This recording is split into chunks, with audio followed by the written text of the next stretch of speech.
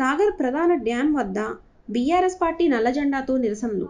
Nagarjunasagar dam భద్రత Vizag CRPF భద్రతా బలగాలకు అప్పజెప్పడంతో సాగర్ ప్రధాన డ్యాం వద్ద బీఆర్ఎస్ పార్టీ ఆధ్వర్యంలో బుధవారం నల్లజెండాలతో నిరసనలు వ్యక్తం చేశారు.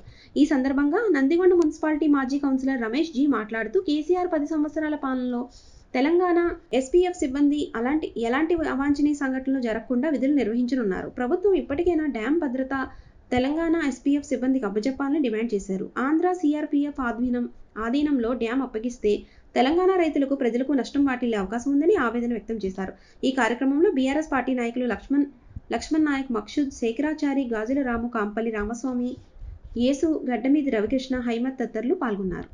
జై తెలంగాణ, జై తెలంగాణ, కాపాడాలి తెలంగాణ రైతులను వెంటనే, కాపాడాలి తెలంగాణ రైతులను వెంటనే, జై తెలంగాణ, ఒరిజినల్ కేసీఆర్ గారి నాయకత్వం, ఒరిజినల్ కేసీఆర్ గారి వెంటనే దిగి రావాలి. 2 రాష్ట్రాల ప్రజాప్రతినిధులు వెంటనే న్యాయం చేయాలి తెలంగాణ రైతాంగానికి వెంటనే, న్యాయం చేయాలి తెలంగాణ రైతాంగానికి వెంటనే.